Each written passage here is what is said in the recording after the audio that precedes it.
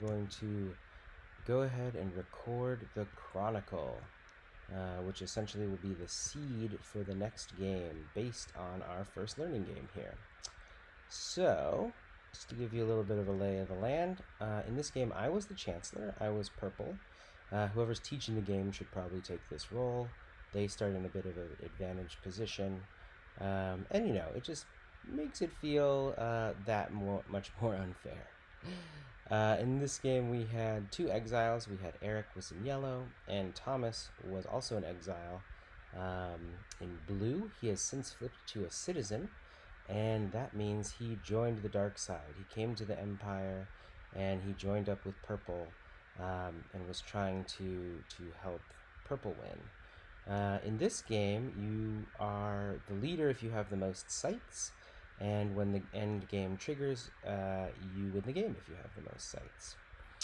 But citizens can win as successors instead of the Chancellor if they hold more relics and banners than anyone else. So it's kind of a loophole, kind of a backdoor victory that citizens can get, and that's exactly what how Thomas won in this game.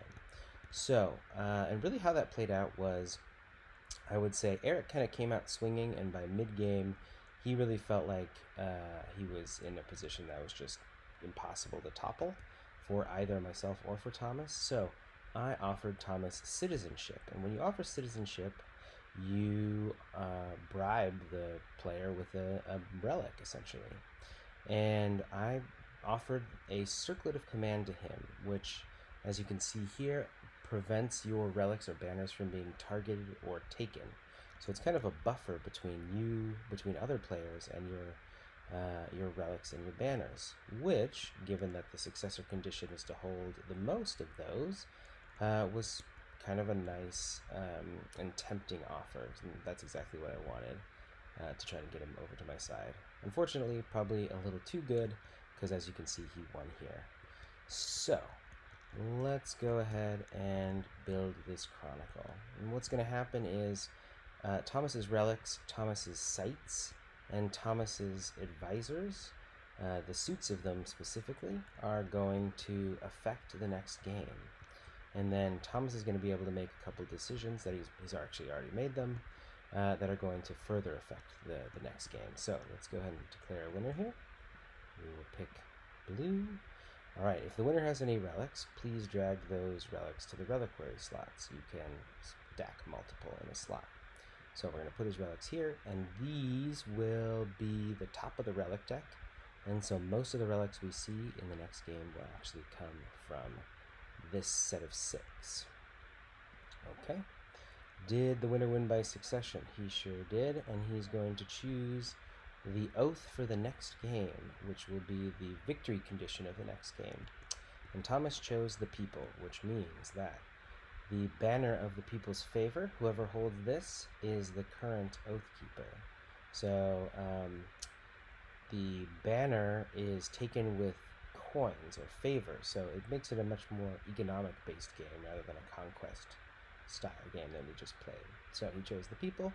Next, Thomas gets to build an edifice, which is a monument that sticks out on the board here for many games rather, and actually slowly degrades over time and kind of hangs out. So Thomas chose extra provisions to replace with an edifice, so we will replace it with the hearth edifice. Alright, so we'll pick Lush Coast here, and we'll replace extra provisions. Alright, and here's the edifice that Thomas has chosen essentially to put out. So it's the Hall of Debate. The people's favor cannot be targeted. And of course, the people's favor is how you win the game next time. So kind of going with a Trump strategy, I guess I would call it. Or to be more favorable, let's call it a populist strategy. Alright.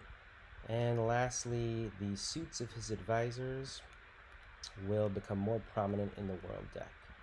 So we'll pick Discord here.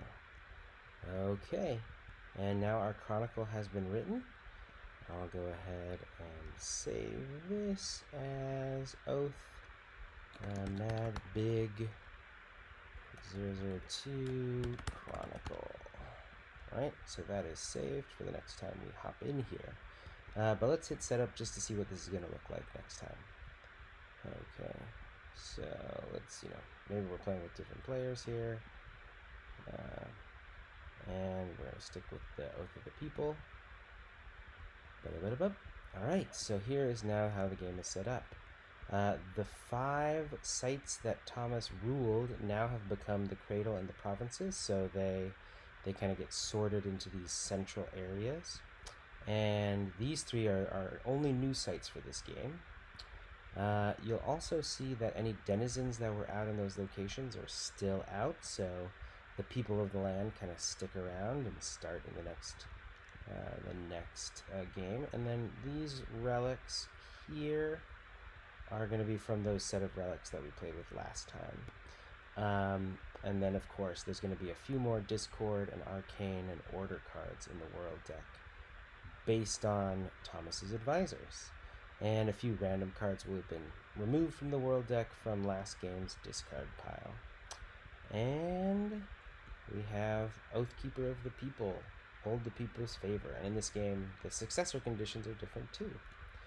So that is how you build a Chronicle and what it kind of looks like, and how the game remembers what's come before, and how the history of the land builds up over time. Alright, can't wait to play again. This game is really interesting.